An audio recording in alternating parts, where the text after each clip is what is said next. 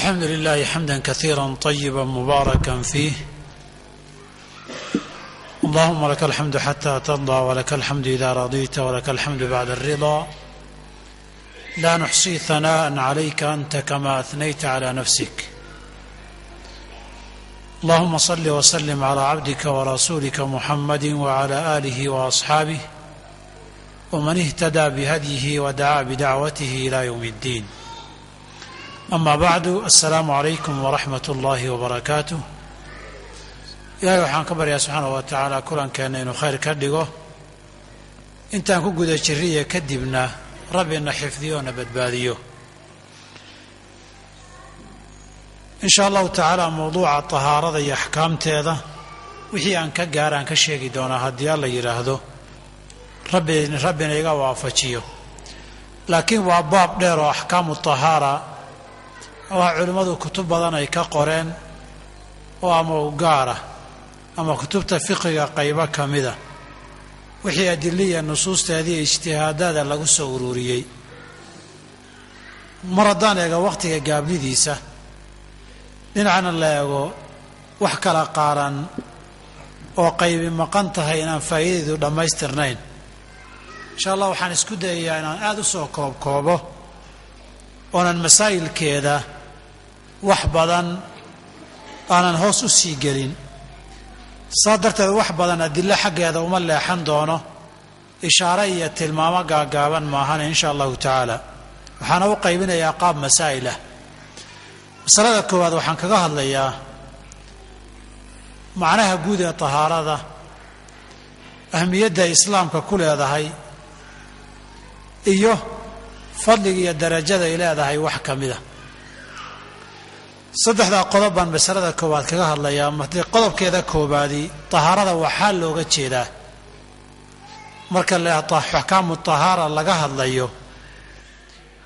ama nijaaso la yska nadiifinayo ama xadad la rafcinayo, wax salaad iyo cibaado kaa hortaagnaa oo la samaynayo oo loo tahaaro qaadanayo. taasi insha allahu tacaala intaa wax ka badan markaan qaybaheeda tilmaamo ayay sii caddaan doontaa haddii alla yidhaahdo. arrintaa xaqiimaheeda iyo makaanadeedu arkaanta islaamka rukniga labaad ee salaada ah baan tahaaro la'aanteeda sixin. rukniga shanaad ee xajka ahna tawaafka kacbada oo kaleeto rukniga arkaanta ugu waaweyn ka mida xajka iyo cumrada ayaa tahaaradu lagama maarmaan ay tahay qaybo ka mida, inkastoo qaybo ka mida la ysku haya saan dib ka tilmaami doono insha allahu tacaala. tahaarada waa wax fadli badan oo qofku inuu ku dadaalo. adduunkana nadaafad iyo qurux bay u tahay, aakhiriya cibaado iyo diin marka la yidhaahdana ajir badan baa laga helaa tahaarada in la laasimo. laba xadiid baan ka tilmaamayaa munaasabadda gaaban darteed. mar nabigeena sala allahu alayh waalihi wasalam waa kii lahaa altahuuru shatru liimaani, tahaaradu waa iimaanka nuskiisa wey. waa iimaanka nuskiisa waxaa looga jeedaa waa uun gobol iyo qayb weyn oo ka mid ah, oo tahaaradu islaamka makaano iyo darajo waxay ka joogtaa lagu qiyaaso, lagu miisaamo ama loo soo qaata tusaale ahaan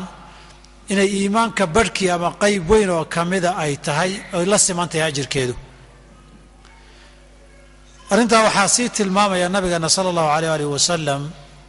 tahaarada xadadka qayb ka mida, gaar ahaan weysada waxa ugu badan ee soo laalaabtaa,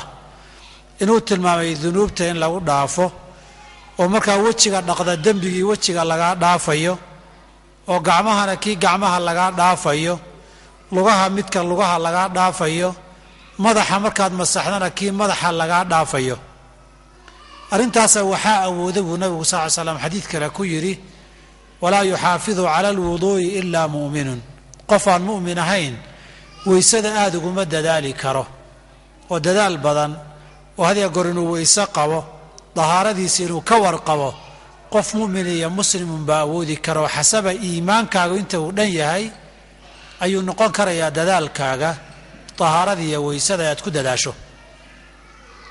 mas'alada labaadi tahaaradu waa dhowr qaybood ama waxaynu qaybin karnaa laba jeer. marka koowaad tahaarada waxaan leenahay culimada muslimiintu ka hadlaan qofka muslimkaana looga baahan yahay waa laba qaybood. waxaa la yidhahdaa tahaaratu xadathin iyo tahaaratu khabathin. in nijaaso la iska daahirinayo jirkaaga, dharkaaga ama dhulka goobahaad uga baahnayd gaartay, nijaaso laga daahirinayo waa la yaqaan. qaybta labaadina waa tahaaratu xadatho, najaaso lama dhaqayo laakiin cibaadaadkiibaa ku xiran tahaarada labada qaybood een tilmaami doonee tahaaratu xadathka la yidhaahdo. labadaa tahaara arrin bay ku kala duwan yihiin asaasi u ah. tahaarada khabadka iyo najaasada marka la tahirayo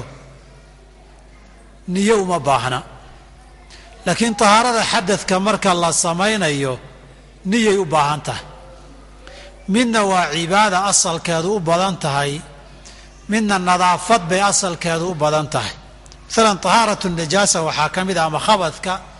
dhar bay kaadi gaartay, alaab baa nijaaso gaartay oo dhiig iyo wax lamida gaaray, najaasaadka aan tilmaami doonno. qofkiibaa istijaysanaya,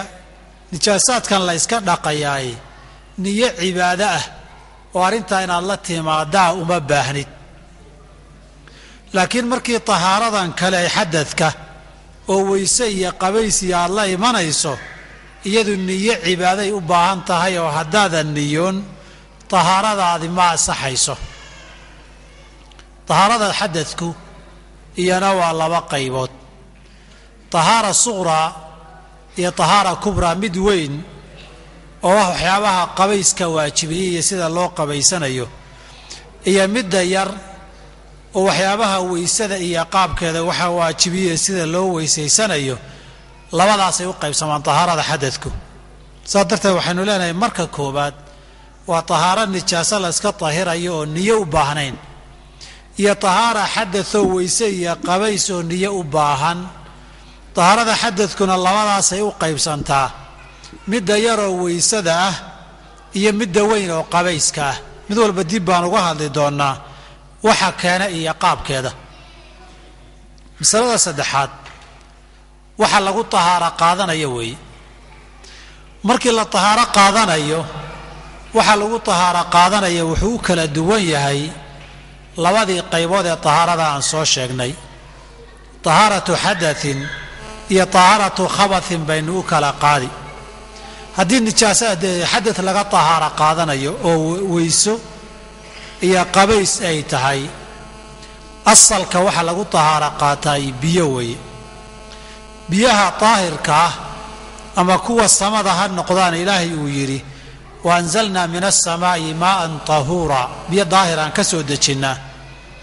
ama kuwa ceelal laga qoday dhulka ha noqdaan oo nabiga calayhi salaatu wasalaam looga soo dhaamin jiray ceelkii bi'r budaaca la dhihi jiray. ama ha noqdaan kuwa badaha oo nabigu uu yidhi calayhi salaatu wasalaam huwa atahuuru maa'uhu alxillu maytatuh, biyaha badda waa daahir lagu tahaaro qaadan karo. saddexdaa isku daro waxaynu leenahay waxa lagu tahaaro qaataay asal xadadka waxaa u ah biyaha asal u ah. biyuhuna cirkana waa ka iman karaan, dhulkana waa laga qodi karaa, baddana waa laga soo dhaansan karaa. saddexdaasaa biyahana asal u ah. waxaa kaloo lagu tahaaro qaadan karaa boodhaysiga iyo gabagabaysiga ciidda uu qur-aanku sheegay, waase markii shardigeeda la helee ay bannaanaato. in ciidda lagu tahaaro qaato waxaynu leenahay laba sababood baa banneeya. sababka koowaad ee asalkiihi waa in biyo la waayo. qofkii salaadiina waa joogtaa, qabays ama weysuu u baahan yahay, biyana ma hayo. qofkaasi wuu boodhaysanoo wuu gabagabaysan. dib baanan boodhaysiga ka tilmaami doonaa insha allahu tacaala iyo qaabkiisa. qofka labaad ee loo ogol yahay waa qofka biyo haysta laakiin ka baqaya, ama qabow badan baa jira, biyaha wax lagu kululeeyana ma laha. biyaha qabow hadduu isticmaalana waa ka baqaya asalna waxa uu qisadii Abu Amr ibn al-Aas ee ghazwatu daati salaasil ghazwiga jihaad bay ku jireen janaaba ku dhacday ciidankana isaga madax u ahaa biyihii uu ka baqay inuu qabaysto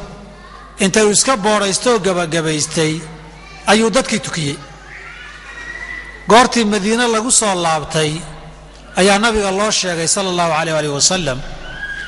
nabiga weydiiyay yiri Amr al-Aas oo saamiyad samaysay nabigu wuxuu yiri ya rasuulka ilaahay oo hawa sameey sababta markii la weydiiyay wuxuu yiri waan cabsaday ilaahayna wuxuu yiri wala taqtulu anfusakum inna allaha kaana bikum rahiima ilaahay naxariistiisu waa waasac nabigu waa ka aamusay oo waa ku qoslay qosolka iyo aamuskaas oo ogolaansho iyo saxiitaan ahaa sababta labaad ee keeni karta cabsida waxa weeye cudur iyo xanuun weeye qofka dhaawac baa ku yaala waxa laga yaabaa amaliyada isbitaal iyo operation inuu galay inaanu biyo isticmaali karin oo dhaawaciisa unan marin karin qofkaas oo kale tan ciidaas uu isticmaalaya waa booraysanaya iyadana xilliga nabiga kaleey salaatu wasalaam nin baa sidoo kale jihaad iyadoo lagu jiro baa madaxa nabar dhaawac kaga dhacay janaabana way ku dhacday inuu qabaystay dadkii yiraahdeen xal kala ma leh markuu qabaystayna waa geeriyooday ninkii waa dhintay Allahu naxariiste nabiga markii loo sheegay uu ka xumaaday wuxuu yiri way dileen allaha baabiyo naga allaha ka dhigay haddaynan garanaynin dadka maxay weydiin waayeen qofkaan wax garanaynin dawadiisu waa inuu dad wax yaqaan weydiiyo waxa ku filaa inuu gabagabaysto saasuu nabigu ku tilmaamay sallallahu alayhi wa sallam haddaba qofka hadduu biyo waayana ciid buu isticmaali karaa tahaaradii xadadka weysadii iyo qabayska haddii uu biyo haysto ka baqo ama qabow ama xanuun iyo jirro darteed uga baqiya dhaawac ku yaalana kuwan kale uu isticmaali karaa oo ciidaas uu isticmaalaya muddaday dooniba ha ku qaadate taasi waa xadadka tayib salaadii waa la gaaray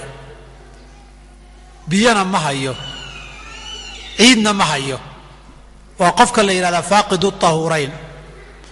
labadii lagu dahaara qaadan jiray baa hadaad weydo oo aadan biyana hayn ciidii bedelkeeda ahaydna aadan hayn salaada waa tukan wayna ka asixi laba arrimood baana asal u ah marka koobaadii waajibaadka sharciga iyo shuruudu hadba intii la awoodo la sameeyaa waxaan la awoodin waa cafs salaada marka tukanaysa taagnidu waa shardi laakiin haddaad xanuunsato taagnaan weydo fadhiga ku tuko qiblada in loo jeedsado waa shardi haddii aad qibladii garanba weydo ama aad u jeedsan weydo diyaarad iyo gaari iyo tareen iyo doon saaran tahay haddii dhinacii kuu suuragala fa thamma wajhullaahi weeye kuwaasay ka mid tahay cawradaada inaad asturto markaad tukanaysa waa shardi dii waxaad xirataba haddaad weydo salaada waad iska tukan wayna ka asixi ilaahay baana yidhi fattaqullaha mastatactum intaad awoodaan alla ka baqa arrinta labaad ee la cuskanayo waa dhacda xilliga nabiga dhacday waxaa meel safar aaday Umar ibn al-Khattab iyo Ammar ibn Yasir salaadii baa qabatay si loo gabagabaystana waa garan waayeen Ammar uu iskaga galgashay ciidii waa tukaday markuu nabiga u yimidna calayhi salaatu wasalaam waxba soo celi salaadii lama dhihin salaada saddexaad waxaan ku soo gabagabaynaynaa ya taharatul xadadka xadadkii la yiri ha laga dahaara qaato ha laga weysaysto ama ha laga qabaysto hadduuba kala joogsan waaye see la yeeli salaadihi qofkani kaadida ma ceshan karo waqti kasta waa iska iman gabadhii dhiiggii dhabar furanka ahaa ama dhiig furan baa ku dhacayo maba istaagayo qofkii haddii dhabarkii iyo meelo lamida ka gaara ragga ahaa oo aynay biyihii shahwadu istaagayninba dadkaa isku soo daro ama saxara ha noqoto uusan ceshanayn ama neef uunan ceshanayn ha noqoto ama kaadi ha noqoto ama biyo shahwi iyo dhiiggii dhiig furankii ha noqdaan dadkaasoo dhan waxaa la isku yidhaahdaa asxaabu alxadathi daa'im dadka waxyaabaha weysada jabiya aynan kaba dhammaanba maxay samaynayaan way tahaaro qaadan ciid iyo biyahadba kiif waajibkooda ahaa inta ay salaada ku jiraan wixii ka yimaadana cafis weey oo wixii kaadi ay ka yimaada ama neef ee ka timaada ama dhiig ee yimaada inta salaada lagu jiro cafis weeye salaaduna way asixi asalna waxa uu gabdhaha uu dhiig furanku ku dhaca nabigu dardaaranku siiyay sallallahu alayhi wasallam wuxuu yiri salaad kasta uu weysayso markii xilliga caadadu dhamaata qabayso salaad kastana uu weysayso mid labaad qofku intaan buu awoodaaba inuu salaadii ka tago iyo inta in la cafiyo iskaga tukado shariicadu cafiska ay door biday inuu isaga tukado masalada afraad markii nijaasada la iska daahirinayo dhowr wax baa la isticmaalaa oo kala duwan asalku waa biyaha saynu soo sheegnayo wa anzalna minas samaa'i ma'an tahuuran biyaha asalkii ah tahaaradooda taasi waa asalka koobaad haddii biyihii ay asal yihiin waxyaabo kale oo taahiriyaa jira waxyaabo kale oo wax taahiriyaa jira haddii kabaha aad dhulka soo martay nijaasiya wasakhna aad ku soo istaagtay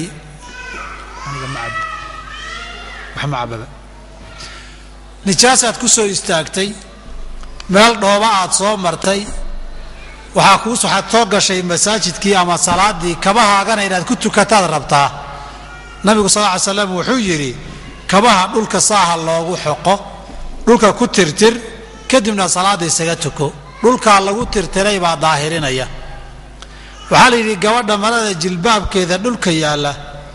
bay ummu salama xadiidkeedii ka sheegteen oo dhulku waana wasakh badan yahay nijaasana waan marnaa baa la yidhi nabigu wuxuu yidhi yutahiruhu maa bacdah dhulka nadiifta ee ka dambeeyaad maraysaan ay maradu taabanayso dhulkaasaa daahirinaya waxaa kaloo sugan marka la istijaysanayo biyo in la isticmaalo oo nijaasadii saxara iyo kaadiga la isaga daahiriya waa asal waxaa sidoo kale bannaan biyihii oo yaalla in waraaq iyo geed iyo dhagax la isticmaalo shay daahira oo nijaasadii baabi'inaya oo ka qaadaya meesha waxyaabihii muxtaramka cuntada iyo xaarka xoolihiyana aan ahayn in la isticmaalana sharcigu waa la ogol yahay adoo biyo haysta adoo musqusha ku jira oo tuubadii biyuhu agtaada taallo baa la ogol yahay waraaq inaad iskaga daahiriso ood ku istijaysatood iska soo baxdo halkaana waxaan biyo ahayn baa lagu daahiriyey waxaa kaloo wax daahiriya wixii nijaasada ahaa hadduu wax kalaba noqdo isbedelo wixii wax kaloo noqdayba bannaanka wixii saxari iyo xaar lagu tuuray muddaa ka soo wareegto ciiddu kala raacay ciid buu iska noqday daahir weeye dhulkii saxaradii bannaankaa la tubay haddii intay qallasho la gubo dambas ay noqoto dambaskaasi daahir weeye waa waxa istixaalada isbeddelka la yidhaahdo waxay yidhahdeen baktigii nijaasada ahaa haddii meelaha badaha intii lagu tuuray isagiiba cusbo uu iska noqdo daahir weeye haddaba isbeddelka wixii wax kale uu isu beddelana daahir bay ka dhigtaa intaasoo dhan marka la isku daro wax kasta oo nijaasada raadkeedana zuuliya isaguna daahir ah waa lagu daahirin karaa nijaasaadka waa lagu nadiifin karaa oo waa lagu dhaqi karaa wixiina daahir buu ku noqonayaa intaasi waa inta xadadka iyo khabadka najaasadu ay ku kala duwan yihiin masalada shanaad nijaasaadka in la iska daahiriya loo baahan yahay jirkaaga dharkaaga weelashaada dhulka lagu cibaadaysanayo waxa nijaasaadka in laga daahiriya waa waajib laakiin intayna nijaasaad gelin waxaan leenahay asalku wax walba inuu daahir yahay weeye in daliil gaara loo hela ma ahane wax kastoodan daliil u arag ama wax nijaasaynaya aan lahayn nijaasa mehe waa daahir mar hadday sidaas tahay nijaasaadku waa wixii daliil cad loo hayo waxaanan leenahay waa laba qaybood najaasaadku waa wax la yiraahdo najaasaad ayniya iyo najaasaad xukmiya la kala yiraahdaa bimaana najaasa muuqato la arko la taaban karo iyo midaan muuqashiya taabasho lahayn hadday marada kaadiyari ku duusho iska qallasho najaasadeedu xukmi baa la yiraahdaa ayni lama dhaho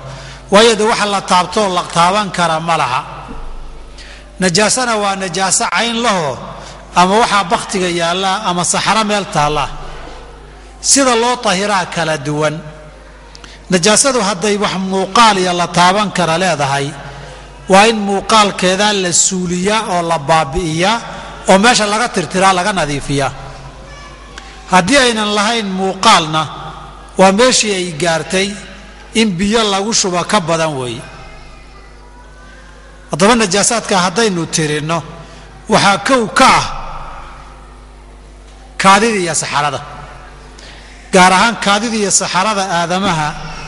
iyo xayawaanaadka aan hilibkooda la cunin nijaas weey nijaasadooduna laba qaybood weeye kaadida gaar ahaan najaasaadka kala lamidaho caadiga ah iyo mid waxoogay yar fudud tan yar fudud waa ilmaha yarka ee wiilka ah ee aan 2 sano gaarin ama raashin iyo cunto inuu qaato aan gaarin oo la siin ilmaha wiilkii biyaha korka lagaga daadaadinaya inta kalena waa la dhaqayaa hadday saxaro tahay hadday kaadi tahay labadaba oo bini aadam saxaradii iyo kaadidii iyo xayawaan aan hilibkiisu xalaal ahayn saxaradiisa kaadidiisa iyo saxaradiisa ay noqoto kuwaasi waa najaasaadka koobaad waxaa labaadoo najaasaadka kamida labada dhiig ee caadada iyo dhiigga umusha labadaba jirka iyo dharka meesha ay gaaraan iyo dhulkaba in laga daahiriyo weeye haddii lagu cibaadaysanayo xaydka iyo nifaasku inay najaaso yihiinna waxaa laga gartay nabigoo amray calayhi salaatu wasalaam markay gabdhuhu weydiiyeen dhiiggu hadduu marada iga gaara maxaan sameeyaa wuxuu yidhi ka xoq marka hore marka dambena biyo ku shubo ku dabci marka saddexaadna jajabi oo wixii meeshii dhiiggii ka saar su'aal baa dib loogu celiyay oo waxaa la yidhi haddii aan si kastaba u dhaqo guduudkiina dhammaan waaya maxaan sameeyaa wuxuu yidhi biyaha ku dhaq muuqaalku waxba kugu dhimi maayo haddaad kari weyday iska daa culimada muslimiintana inta aan ogahay dhiigga caadada iyo umusha inuu najaaso yahay waa isku raacsan yihiin najaasaadka waxaa ka mid ah biyahan xilliga culayska iyo shahwada yimaada ee almadyu walwadyu la yiraahdo almadyu miim iyo daal iyo ya marka la aqriyo waa biyaha yimaada maca shahwati ama ka horeeya ama la xiriira ama ka dambeeya rag iyo dumar bana waa leeyihiin biyaha waa dhareer waxoogay jiidma bay yiraahdaan culimadu markay tilmaamayaan xilliga biyaha yimaadaay asalku waa nijaas wadyigana waa xilliga qofku culays uu qaaday ka yimaadaan ama caqiba albawli kaadida gadaasheeda yimaadaan asalna waxa uu xadiidkii miqdaad ibn al-aswad ee qisadii cali ibn abi talib ee bukhari iyo muslim ahayd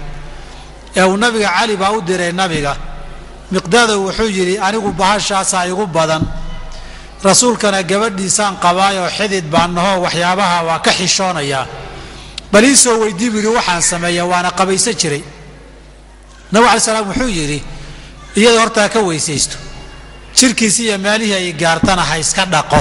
inay nijaas tahay halka laga gartay waxyaabaha nijaasta waxaa kamid ah waxyaabaha baqtiga kamid ah waxyaabaha baqtiga marka laga reebo waxa badda ku jira iyo waxyaabaha yar yar ka ah dhiig dareera aan lahayn sida daqsiga iyo waxa la midka labada marka laga reebo wax kasta oo baqtiyay oo bini aadam ahayn waa nijaas qofka bini aadamka gaar ahaan muslimku nolol iyo geeritoona ma nijaasoobo laakiin xayawaanaadkii dhiigga dareera lahaa oo lo'dii iyo geeli iyo arigii iyo digaaggii iyo wixii la midka ahaa haddii ay baktiyaan oon la gowricin nijaaso weeye haraggoodu nijaas weeye hilibkooda iyo dhiiggooduna nijaas wey. bakhtigaasi haddaba qoyaanka hiragiisa iyo hilibkiisu hadduu ku taabto isagana waad iska dhaqi. hadduu dhacaankiisu weel iyo dhul iyo dhar gaarana waa la iska dhaqi, isagana waa najaaso waa la iska fogayn. laakiin waxaynu ka soo reebaynaa laba qaybood oo bakhtiga ka mida oo aan nijaasoobin baa jira. labadaa shay mid waa tima ma nijaasoobaan, waayo markii horeba naf ku jirtay oo ka baxday ma laha. waxaadna ku garan kartaa adiga oo taagan haddii timahaaga la guro in tintu jiidanta mooyeen goynta ma danqato, nafay la danqataynaan lahaynba. waxaa labaadoo lamida lafuhuna waxaan waa bakhtiyey kuma nijaasoobaan. halkaana waxaa ka garanaysaan lafta bakhtiga wixii laga samaysto ama qofkii lafihiisoo burburay lagu kabo waa daahiroo nijaaso maaha. saxaabaduna waxay isticmaali jireen shanlayaab laga sameeyey foolmaroodi, shanla ka samaysan maroodii deentee wax lagu dhuftay dhintay ama isagoo bakhtiga loo yimid baa ilkaha kala bixi jireen. shanle iyo waxyaaba lagu shanlaystay way ka samaysan jireen, jaabkay gashan jireen, waa isaga tukan jireen. saas darteed lafuhu iyagu ma nijaasoobaan. saas darteed marka la kala saaraya waxaynu leenahay bakhtiga waa nijaas, laakiin waxaa nijaas ka ah waxay nafta nolosha naftii ay geli jirtay. lafaha iyo timaha nafi ma gashee waa nolosha qaybta sida dhirta oo kaleeto. kobaca nafta noloshoodu waa qaybta kobaca ay xayaatu namaa'in ay culimmadu yidhaahdaan. waxyaabaha nijaastaa waxaa ka mid a dhareerka iyo dhacaanka afka eyga ka yimaada. nabiguna 7 jeer ha layska dhaqa buu yidhi sala allahu calayh ali wasalam. culimmada qaybna waxay uga qiyaasteen oy raaciyeen jirhkiisa inta kale iyo doofaarka labadaba. iyaguna labadaa laba fiifiican ma ahane isaga fogaada. eygu hadduu idin taabtana nabigay ka sugan tahay sala allahu calayh wasalam xadiidka abi hureyre muslim iyo kayrkoodba in 7 jeer oo midi ciid tahay la yska dhaqo. dee hadda ciiddii xaggay taal 7 jeerna see la yeeli? waxay culimmadu yidhahdaan hadda makiinadahan dharka wareejiya iyo qasaaladahan dharka lagu rido marka la dhaqayaay markastooy wareegayaan mar bay ka dhigan tahay. biyihiina waa ku jiraan, marna biyaha waa ka sii daayaan, marna waa ku shubaan. qasaaladaa ku filan 7 jeer inay dhaqdo ama ay wareejiso ay biyaha ku wareejiso. meeshii ciiddana saabuunta iyo shaambada iyo waxyaabaha haddaad ku shubtaan baa gelaya. masalada 6aad tashanaad inta axad najaasaadka iyo sida la ysaga daahirinaya haddaan kaga baxo. masalada 6aadi tahaaradii xadadka asqarka ahaa iyo weysada maxaa waajibiya, sideese loo weysaystaa baan masale ku xigta kaga hadlaya insha allahu tacaala. maxaa weyse waajibiya? waxyaabo badan baa hadday kugu dhacaan ay weysadu kaa jabtaa. hadday saxaro kaa timaado ama aad kaadido weysadaadii way jabtaa. naskuna waa sheegay, culimmada muslimiintuna waa ku ijmaaceen oo waa isku raaceen. waxaa labaadoo kaa jebiya haddii ay neefi kaa timaado. neefta aan ka hadlaynay midda afka ee daacada ah ma aha, midda sanka ee khuuradaana ma aha, waa midda gadaal ka timaada qofka wey. neefta gadaal ka timaada labadeeda qayboodba weysada waa jebiyaan. labadaa qaybood waa kuwii abu hureyre xadiidka ku sheegaye uu yidhi fusaaun aw duraatun, ama mid dhawaq leh ama aamusan. haddii aad hubsata inay kaa timid weysadu waa kaa jabaysaa. waxaa saddexaadoo weysada jebiya haddii aad seexato hurdo aad ishalmaantay. hurdada yaryarka ah salaada dhexdeeda aad ku yar lulooto haddii la dheereeyo, ataxiyaadkiiyo kugu yar qabata, aad dareemaysa dhaqdhaqaaqa iyo shanqarka hareerahaaga ka socdo, aad ogaan karta adiga waxa kaa imanaya, weysada ma jabiso. hurdada aad ishalmaanto oodan wax dhacaya ogeyn wax kaa yimid oo kaa soo baxayna aadan ogaan karin waysaday jabisaa asalna xadiidkii cali iyo mucaawiya uu ahaa nabigu sala allahu alayh wasalam waa kii yidhi alcaynu wikaau sahi indhuhu waa dabada xariggeeda ishaadu waa dabadaada xariggeeda fa idaa naamat alcaynaani indhuhu haddii ay seexdaan istatlaqa alwikaau xariggii waa furmayaa kadib mar haddaad huruuddo ma ogid wax kaa yimid walidaalika waxay dhihi jireen dad hurdana lagama soo dhex jeedo dad soo jeedana lama dhex seexdo haddaad dad soo wada jeeda dhex seexato waxaa dhici karta in ceebtaadu soo baxdo haddaad dad hurdo dhex fadhiisatana inaad ceebahooda daalacataa dhici karto mar haddii la seexdo daba furantay xariggeedii lama hayo haddii wax soo qabtay celin lahaa isku celiskii baa meesha ka baxaya saa darteed riyaaxdaas iyo neeftaa soo baxaysaay iyana waysadaa waa jabisaa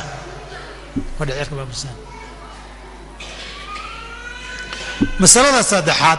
ama afraad ee waysada jabisaay waa hilibka geela hilib geel haddii aad cuntaan waysadu waa idinka jabi nabigaana sala allahu calayh waali wasalam marar badan la weydiiyey oo wuxuu yidhi hilibka geela ma ka weysaysannaa wuxuu yidhi haa hilibka ariga ma ka weysaysannaa wuxuu yidhi maya nabigu calayhi salaatu wasalaam markuu saa tilmaamay wuxuu tilmaamay geel iyo arig iyo xoolaha kale hilibkoodu isku mid maaha sida xeradooda iyo meesha ay fadhiistaan aanay isugu mid u ahayn waxaa kaloo waysada jebiya oo nabigeenu tilmaamay sala allahu calayh waalihi wasalam qofku farjigiisa iyo dakarkiisa rag hadduu yahay dumar nahay farjigeeda inay gacanta ku taabtaan oon wax u dhaxeeyaa jirin iyana waysada way jebisaa ama ulakas ha u taabto ama kama ha isu taabto waana xadiidkii ummu xabiibiya abi hurayra iyo busra binti safwaan oo man masa dakarahu falyatawadda إذا أفضى أحدكم بيده إلى ذكره أما فرجه فليتوضأ نبي كوي سيستولى هاوي صلى الله عليه وآله وسلم أرنتاسنا واسدة علماء المسلمين تأيوب بديهين قاربة وحيليهين والسنة ويسداسي واجب معها وحديثك طلق بن علي باها النبي قال له ويدي هدان استابت ويسدوا ميغتشا بيسايا وما كوي سيسانيا markaasuu wuxuu yidhi waa un xubin caadi oo jirkaaga ka mid ah saladaa marka waxay saamaysay ilmaha yarkee xafaayadda hooyada ka bedelaysa iyo aabbaha ilmaha yarkee laga dhaqayo markii la taabta ma la weysaysan haddaan qabaysanayay qabays waajiba oon istaabta haddana dimaan weyse ugu baahnahay masaa'ilkaasoo dhan way ku xiran yihiin cinda culimmada badankood dib inaad u weysaysato wey waxyaabaha waysada jabiya waxaa kaloo ka mid a wax kasta oo qabays waajibiya mar hadduu qabays kugu waajibo waysana waa waajib haddii aad weysaysatoodan qabaysanna waysadaa keligeed waxba ma tarto salaadna laguma tukan karo culimmadii tawaafka shardidayna laguma tawaafi karo waa iska sunno aad gudatay laakiin waxtar kaloo weyn ma laha wax kastaoo qabays waajibiyoon tilmaami doonnana insha allahu tacaala wuxuu waajibiyaa in la weysaysto sida oo kaleeto intaana waxaan kaga gudbayaa waxyaabaha waysada keenee waysada waajibiya masalada toddobaad waa waysada see loo weysaysanayaa waysada inta waajibka ah waa 6 arrimood arrinta koowaad ay waysadu ka bilaabato horaan u soo tilmaanayoo niyada wey waa inaad niyootaa inaad weysaysanayso oo tahaaradii cibaadada ee waysada ahayd aad samaynayso haddii aadan weysaysan niyoonin cibaado aan niyo lahayn inama alacmaalu binniyaati baa kuu taalloo waysadii kaa asixi mayso markaad niyooto kadib waysada waa inay say u kala horrayso aad u kala hormarisaa haddaad lugaha ka soo bilowdo waysadaadu ma asaxayso adoo wejiga dhaqin markaad wejiga dhaqdeed soo gaarto yaad ka u tahay intii kale way ku sugaysaa yaad soo dhaaftay waarinka labaad ee waajibka in weysadu say u kala horeysa loo kala hormariyo. kadib markaad weysaysanayso waa inaad wejiga dhaqdaa, wejigana dhammaystirtaa oo dhammaantii wada dhaqdaa weeye. haddii wejiga qaybo cadcad oo ingegan aad ka tagto weysadaadii waxba kama jiraan. wejiga kadib waa inaad labada gacmood dhaqdaa, adugu ama midigta ka bilow ama bidixda ka bilow. in midigta la horraysiiya waa sunna, sidii nabigu sallallahu alayhi wasallam xadiidka Abu Hurayra ku lahaa, haddaad weysaysanaysaan fabda'uu bimayaaminikum, dhinaca midig ka bilaaba. amarkaasi amru nadbin wastixbaabin sunno weeye. culimmaduna ittifaaqiya in laysku raacsan yahay arrintaasay qaar ka mida soo guuriyaan. labada gacmood midigta hormari waa sida fiican, laakiin waajib moo haddaad bidixda hormariso weysadaadii way asixi. gacmaha markaad dhaqda kadib waxaa ku sugaya madaxii. madaxa inaad masaxdo ama dhammaantii,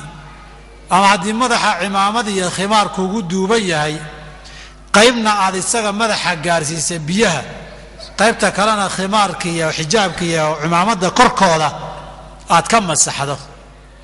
madaxaad wada masaxayso, haddii aad markaad masaxaysa timuhu dheer yihiin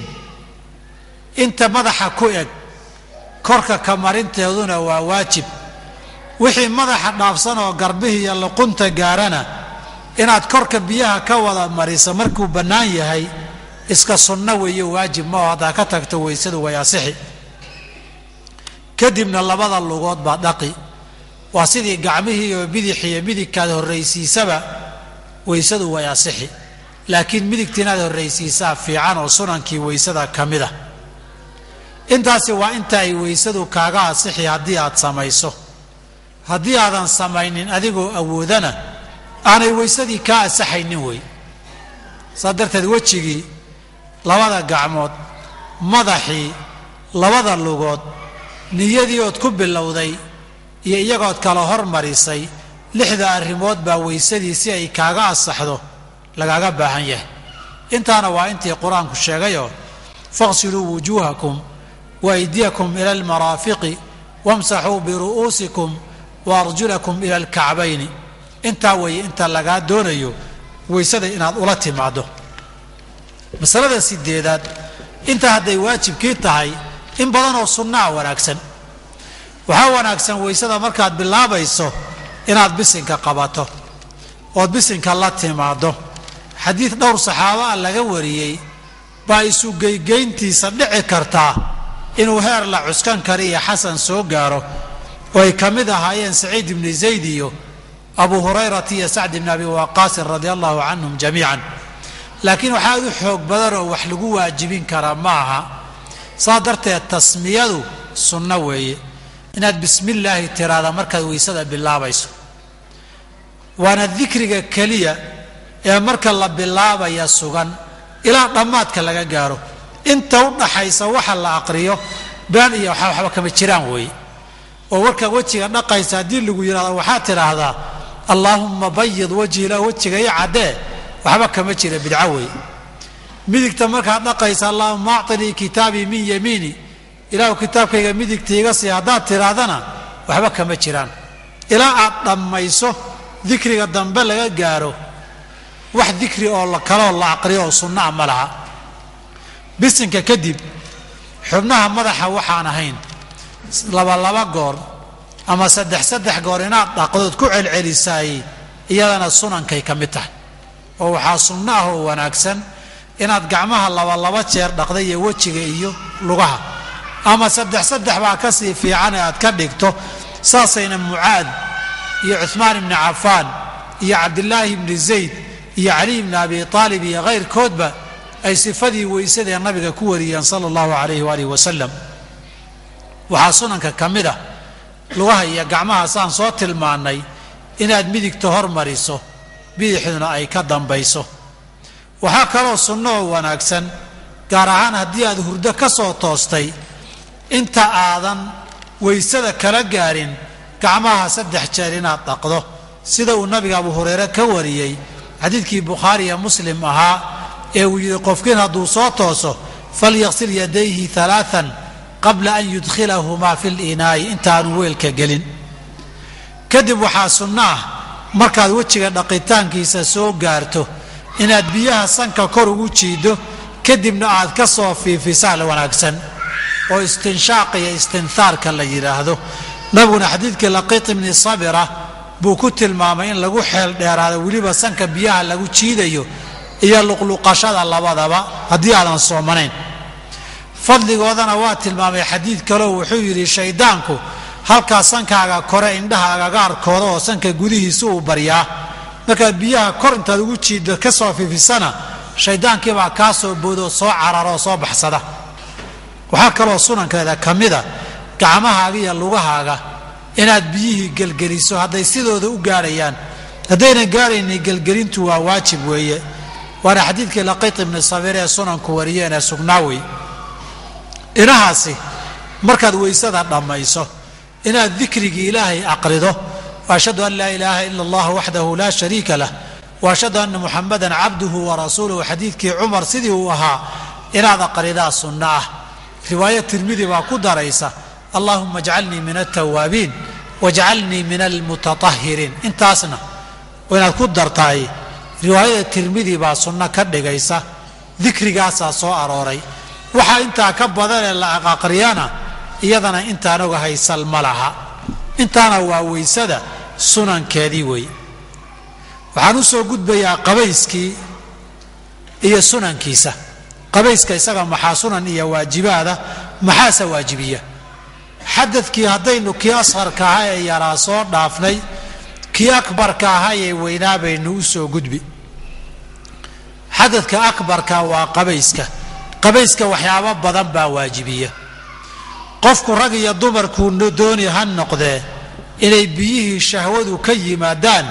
hurdo iyo soo jeed midka ay noqotaba qabays bay waajibaysaa. qofku asagoo hurda hadday biyihii ka yimaadaan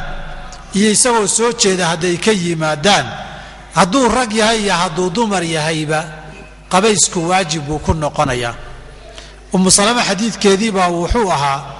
in nabigeenna calayhi salaatu wasalaam ay su'aal weydiisay. rasuulka ilaahay oo waxay tihi ilaahay xaq kama sariigto ee hal cala almar'ati min ghuslin idaa hiya ixtalamat. riwaayadka qaarkood idaa ra'at midla maa yara arajulu, ninku wuxuu arkoo kale hadday aragto ama ay riyooto qabays ma laga rabaa? wuxuu yidhi nabigu nacam idaa ra'at ilmaa, hadday biyo ka yimaadaan oy aragto qabays baa ku waajiba. waxa laga yaaba inaad dareemaysaan bay haween meesha joogo caaisha ay ka mid ahayd baa su-aashii iyo hadalkaa dhibsaday. waxay tireen umu salamay haweenkii waad ceebaysay, ma haween baaba riyoodoo biyo ka yimaadaan? nabigu wuxuu yidhi daaya ka leexda, haddaynan haweenku biyo lahayn fa bima yushbihuhaa waladuhaa, ilmaheedu sidee muxuu ugu ekaadaa? mararka qaarkood ilmaha biyaha laga abuuray see ugu ekaadaa ilmaha haddaynan meesha iyadu wax ku lahayn? calaa kulli xaal si kastaba ha noqotee, hadday cudur iyo caafimaad, rag iyo dumar, hurdo iyo soo jeed, marba biyo hadday yimaadaan qabaysku waa waajib. nabiguna wuxuu yidhi almaau min almaa'i, biyaha qabaysku biyaha shahwadoo yimid bay ka waajibaan. waa masalada koobaad. masalada labaaday biyo qabays ka waajibaayey waa kulan xiriir gogoleed oo rag iyo dumar dhex maray weeye. ama biyo ha yimaadaan ama yaanay biyo iman. nabigeennana ka suganta xadiidkii inuu yidhi ida altaqa alkhitaanaani faqad wajaba alguslu, labada gudniin hadday istaabtaan qabays baa waajiba. marna wuxuu ku yidhi xadiidka abi hurayra idaa jalasa bayna shucabiha alarbaci uma jahida ama uma ijtahada faqad wajaba alguslu. haddaba kulanka xiriir gogoleed ee rag iyo dumar dhex mara, ama xalaal iyo xaraam midkuu doonaya ha noqdo, ama biyo ha yimaadaan ama yaanay iman, isaguna sidiisuu qabayska u waajibiyaa oo in la qabaystay ay waajib tahay. waxaa saddexeeya gabadhu haddii caado ay ku dhacdo ay ka dhammaato, ama intay umushi ay ka dhammaato ay 40kii dhammaysato iyadana qabaysku waa waajib haweenkuna inta ugu badan ee umulay u fadhiyaan tahaaradeed 40 bari weeye sida xadiidkii ummu salama ay sheegtay xaydkii caadadu hadday ku dhacdana ilaahay baa wuxuu ku yiriba fayda tatahharna fatuhun hadday tahaara qaataan oo qabaystaan markaas ay ahkaamtii ka dambeysay bilaamaysa halka waxaad ka garatay waxa saddexaad iyo afraad ee qabays waajibiya waa labada dhiigga caadada iyo dhiigga umusha markii ay dhamaadaan ee waqtigoodii uu dhamaado waxa shanaad oo qabays waajibiya qofka hadduu soo islaamo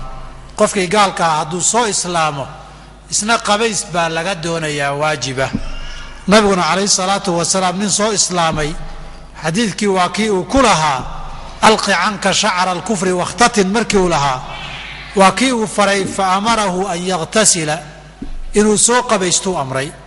isagoo nabigu amrina la soo qabaystayna saxaaxay ku taalo waa qisadii Thumaamata bni Uthaalin radia allahu canhu wa ardaah qofka hadduu soo islaamo haddaba inuu soo qabaystaa la doonayaa arrinta lixaad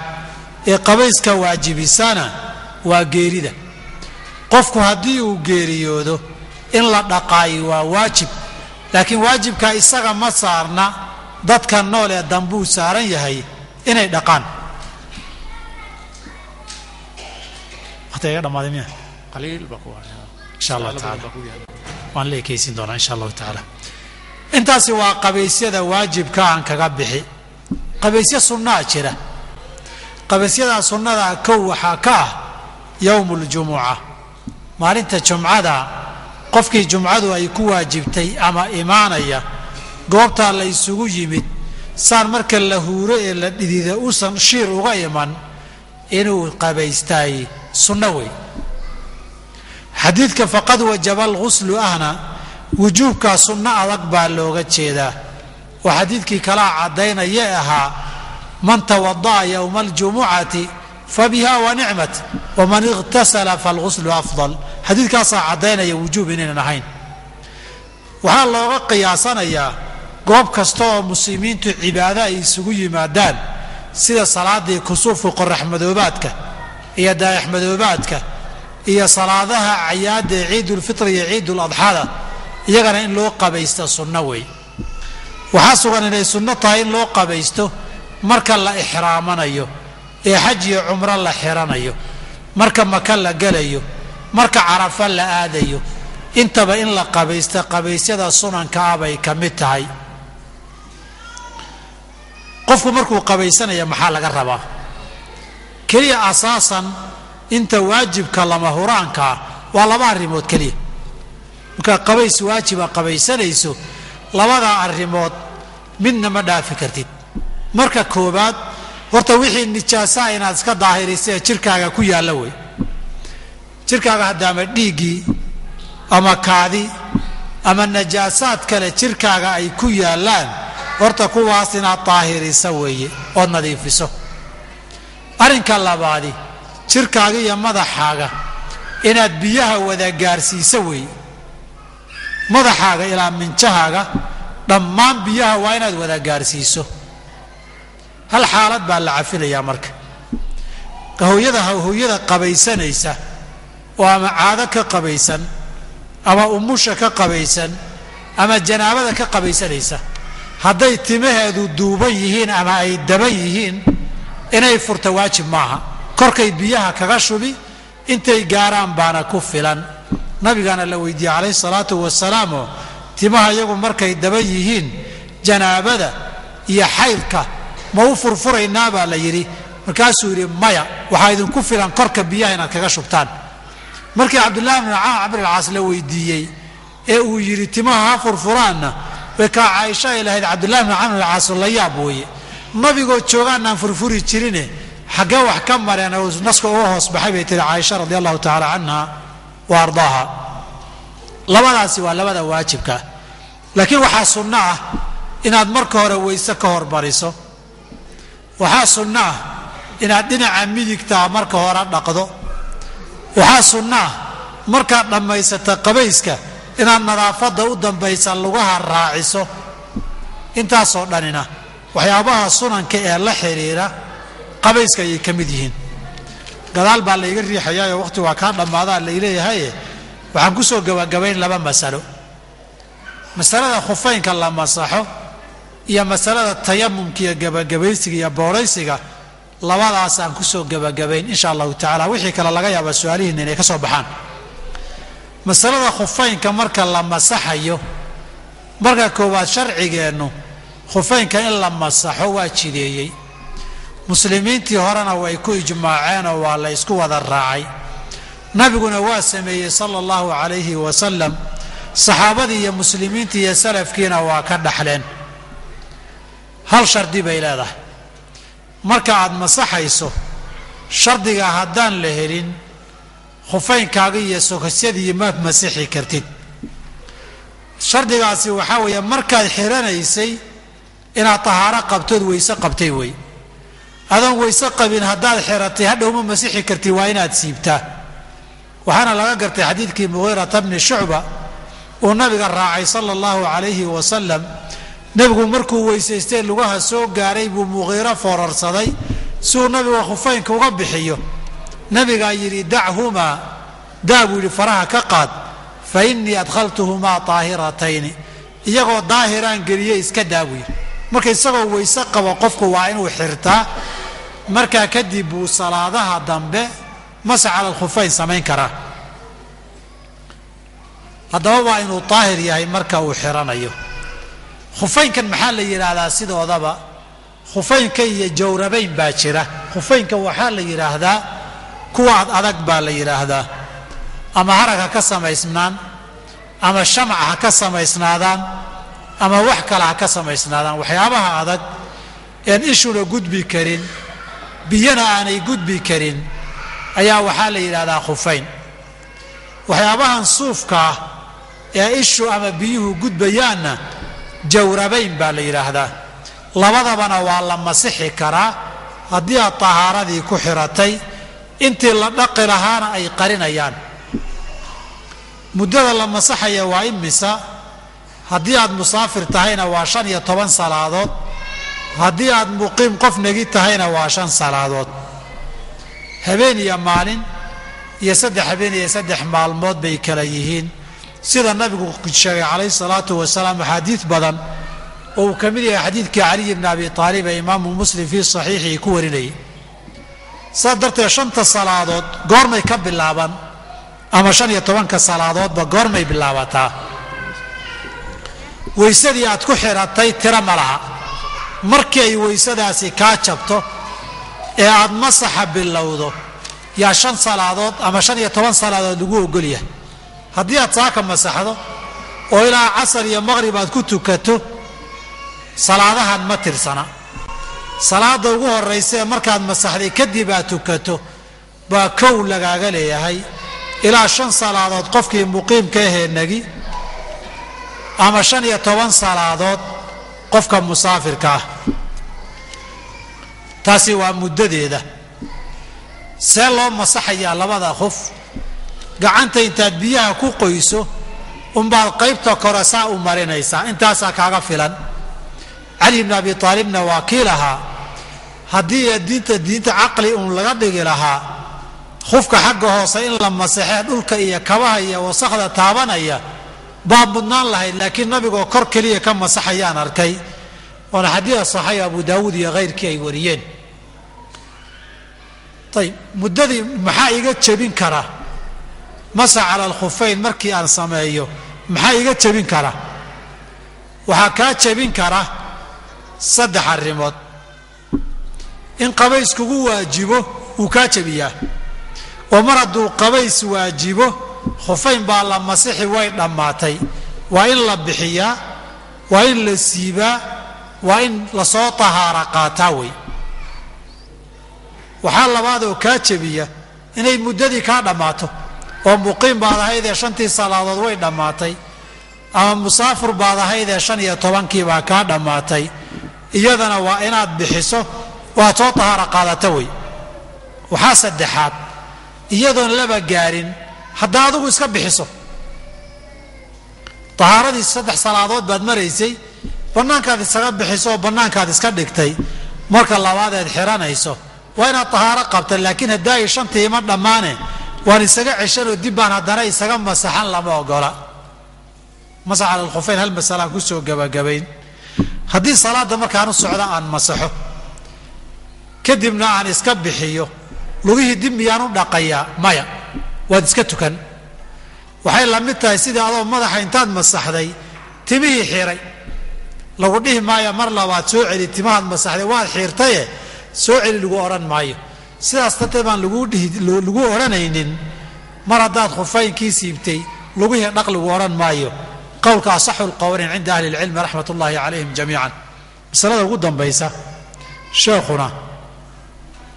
gadaal baa laga daba taagan yahay waxaan soo ururinayaa masaa'ilka tayammumka iyo gabagabaysiga iyo booraysiga gabagabaysiga iyo booraysigu quraanka sheegayo fa in lam tajidu ma'an fatayammamu sa'iidan tayyiban baa la yiri sa'iidka tayyibkihi mid waa la huba ciida boor kale inay tayammum geli waa la huba waxa kala salama hubo taasay nusuustu ku cadahay iyada inaad isticmaasho baa la huba cibaadadaadii inaad ku gudanayso inta kale dhan iska mala iyo qiyaas way marka ciida way waxa la isticmaalayo nabiga xasan xadiidkii xudayfana waa kii kulaha waxyaabihii khasaayista ilaahay siiyay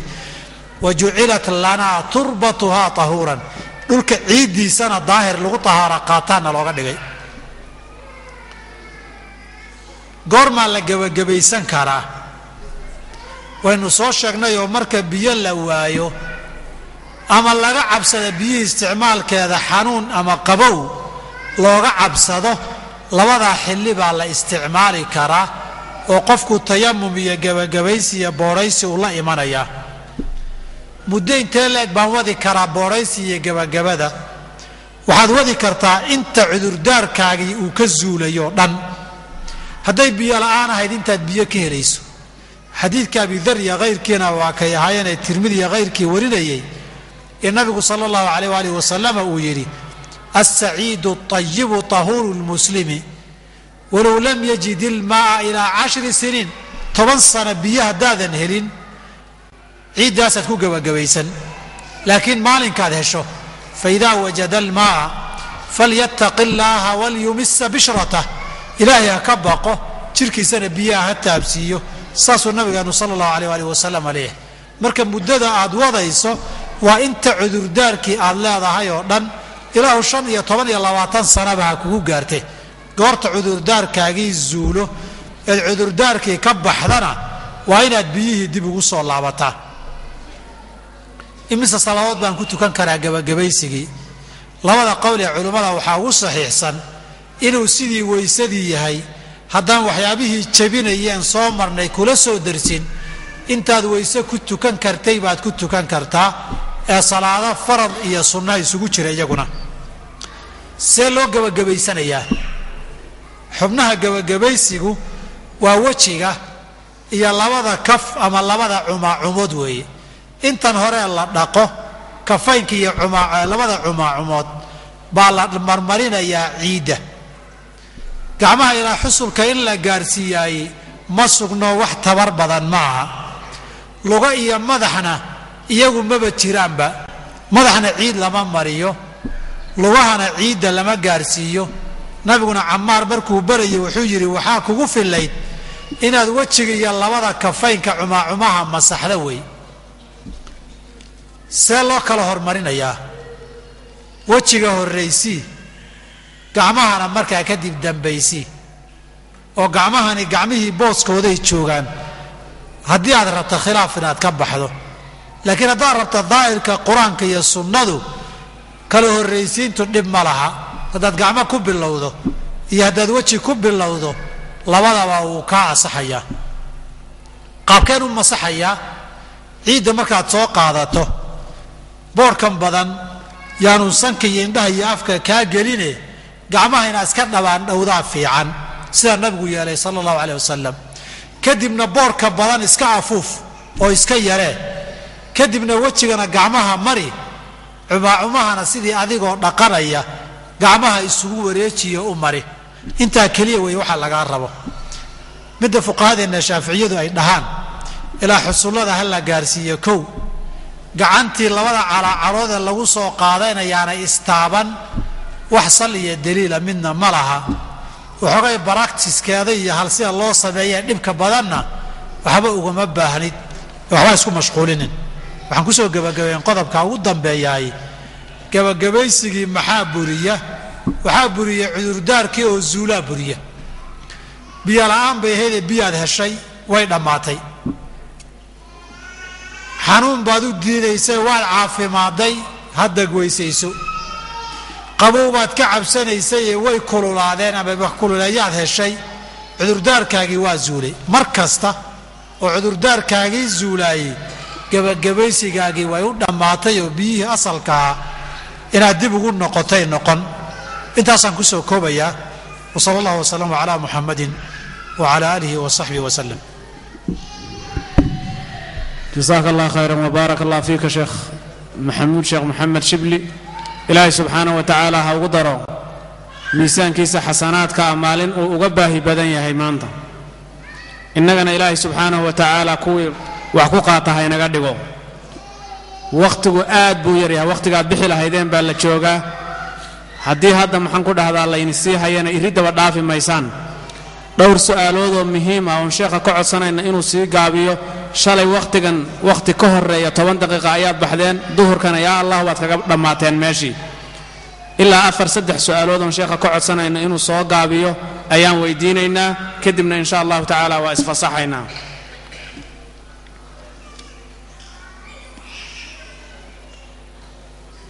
su-aasha koowaad sheekh gabadhan waxay leedahay waxaan hayaa carruur agoon ah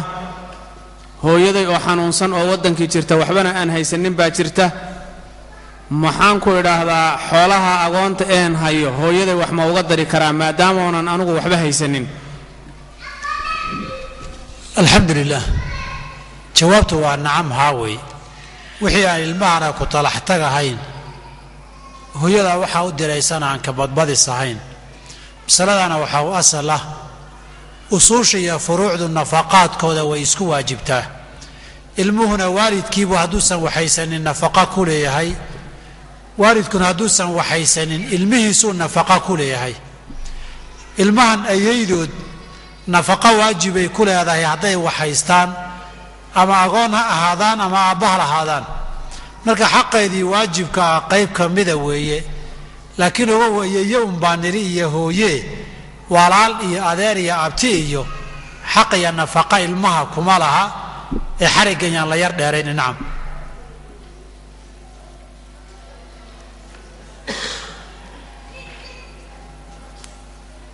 jazaaka allah khayr sheekh waxay leedahay gabadhanu maalinka dhoweedeed sheekh muxaadaraynaysa waxaad sheegtay in ragga laysu qurxiyo ninkayguna wakhti dambe unbuu yimaadaa oo 8 saac iyo wixii ka sii dambeeya ah saan isu waafajiyaa anoo hurdo unbuu imane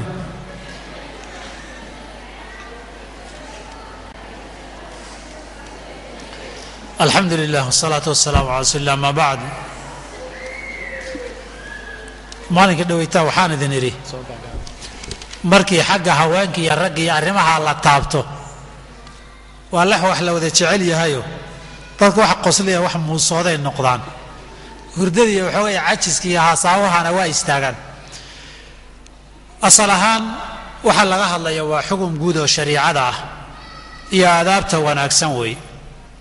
ninkuna hadduu xilli dambe habeen yimaado de waqtigii munaasaba la isqurxin karo ama maalinka uu fasaxa yahay ama de xilliga subaxiiba marka la soo toosay guriga la isku arko ama xilliga habeenka uu imanayaba hadday tahay de xilli aad soo jeedaay kolaba dharun baad qabtaa haddaad soo jeedo kolaba dharun baad qabtaa dharkaad qabtaa mid quruxsan inuu yahay wax diidaya ma laha laakiin wixii awooddaada ka baxsan qasab maaha awqaadda munaasabaadka iyo fasaxyada ah waqtiga guriga uu ku hakanaya ku daahayo markii isaga laftiisa laga yaabo cuntiya raashin aad u geynayso hadda adigu xilliga furaska ah aad raadsataay dareer baabatihiin oo ilmaa dhalaysaan oo guri baa degantihiin waqtiyo badan inaadan furas iska waayin baan u malaynaya nacam jazaa allahu khayr baaraka allah fiik sheekh gabadhan waxay leedahay su'aalooyin badan bay qaarkood soo qoreen marka waan isku celcelinaynaa gabdhaha waxay aad u soo qoreen gabdho aan daahir ahayn oo caadada qaba masaajidka ma fadhiisan karaan alxamdulilah inta waqtigaa dhammaaday waxyaabihiin aan ka hadla aan rabay bay ka mid ahaayeen marna tahaarada ay ka mid yihiin marka majliska la yimaadaan marna majliska marka la yimaado waa masalo maalin kastaba gabdhaha haysato su-aasheedu soo noqnoqoto weeye gabdhuhu hadday xaaje iyo baahi u qabaan masaajidka inay galaan masaajidkana wax dhiig iyo najaaso oo ka gaadhaysa aanay jirin way bannaan tahay masaajidka inay galaan iyo inay fadhiyaan labadaba wallahu aclam jazaaka allahu khayr su-aasha kale gabadhan ay soo qortay iyo gabadh kale oo iyaduna ku daba maaragtay waraaq kale soo qortay waan isugu daraynaa waxay leeyihiin khulaasada midda hore waxay leedahay sheekh nin aan ku qabin telefoonka wuxuu doono miyuu kugula hadli karaa ta kalena waxay leedahay ninkaan isxoodxoodanno siduu doono miyuu iila hadli karaa intuu telefoonka ku dhex jiro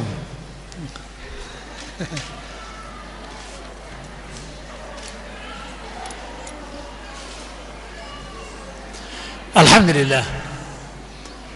ragga iyo dumarka ajaanibta kale ah een xilliga ay wada hadlayaan ama telefoon ha noqdo ama toos ha la isu hor yimaado markay hadal iyo haasaawo dhex marayo laba arrimood baa muhima in la ilaaliyo kow waxaa laga hadlayaay waxaaje iyo baahi ay keenaysa loo baahan yahay in laga hadla waa inuu noqdaa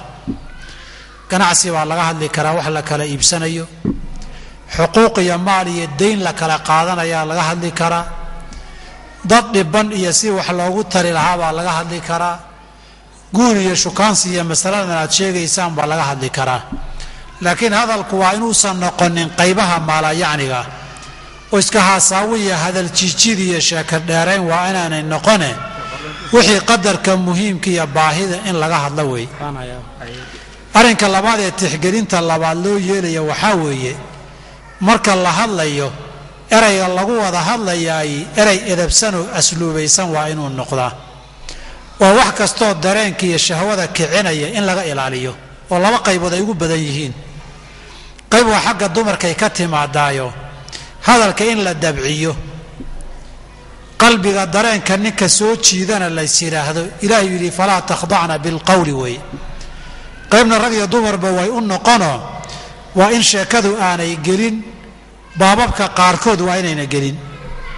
waa inaan loo sheekaysanin sidii laba isqaba oo sheekadu intay guur iyo arrintii guud dhaafto gogol iyo sheeko hoose waa inayna gelin bahashu aynan aadin weeyo xadkeeda ayna tallaabin labada arrimood ilaaliya khayr allah idin siiya nacam jazaaka allah khayr dhowrkan su-aalood baan kusoo gabagabeynaynaa gabadh ka mid waxay leedahay sheekh waxaan hayaa agoon xoolaha agoonta masaajidka wax ma uga sadaqayn karaa anoo iyaga ugu raba in loogu duceeyo alxamdu lilah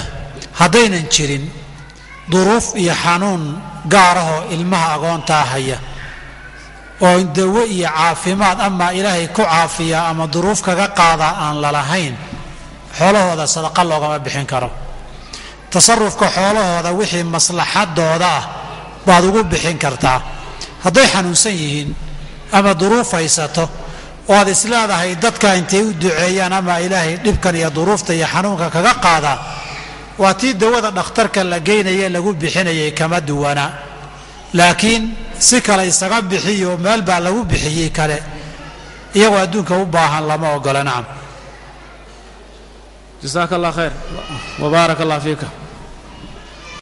sheekh waxay leedahay gabadhan maaragtay markaan tukanhayo mararka qaarkood neef baa iga timaada aan meeshii rismiga ahayd ka soo bixin neeftaasu miyay jebisaa salaada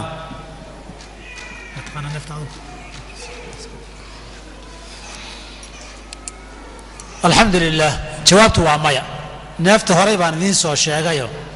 waxaan idhi neefta afka ka timaadda ee daacada maaha tan sanka ka timaadda ee khuuradana maaha waa neefta meesha saxarada ka timaadda weeye waxa weysada jebiya salaadana jebiya neeftan kaliya hawada kale ee jidhka intiisa kale ka imanaysaay weysadii salaada midna ma jabiso khayr allah idin siinaa su'aashan aan ku soo gabagabaynaynaa dad badan baa su'aalo soo qortay qaar xanuunsan qaar carruurtooda u cabsan haya qaar maxaan ku idhaahdaa dhibaatada reerka ka caban haya gabadh ka mid waxay leedahay waxaan hayaa 2 carruur oo agoon ah waxaana jeclahay inay qur-aanka bartaan in la iigu duceeyaan rabaa isla markaa gabadhaas waxay tidhi masaajidka Cape Town 1 raan baan ugu deeqay kanna waxaan rabaa 300 wixii ilaahay siiyay kalena waa la arki waxaan rabaa maxaan ku idhaahdaa in la iigu duceeyo marka dadkaas waxaa la rabaa sheekh inaad ducada u jamciso oo ilaahay subxaanahu wa tacaala iyaga iyo carruurtooda iyo ehelkooda cafi iyo caafimaadba inuu siiyo بسم الله الحمد لله والصلاة والسلام على رسول الله ما بعد إلهي وحان كبرينا سبحانه وتعالى بأسمائه الحسنى وصفاته العلى وحان كبرينا أسمائه شرف كله هي صفات كيسا سرية إلهي أودي سوح البو أوده يوغال كي سوح البو أقيهي إن تذكر المسلمين تعلمان وحيد دباتوين يستعمى عذر يا حنونة أما علاد يا عبسية أما عدو يا وحكوصا لذنا إلهي سبحانه وتعالى ضمان تود الله كقاضه إلهي سبحانه وتعالى عذر كعافمة الله وبدله آمين عبسيدنا النبي قريا الله وبدله وحيد دبانا وناق الله وبدله إن والبا وحيد دبا يسا مسلم الله كقاضه وحي هيكسنا يعني وناقنا الله قارسيه سبحانك الله وبحمدك أشهد أن لا إله إلا أنت أستغفرك وأتوب إليك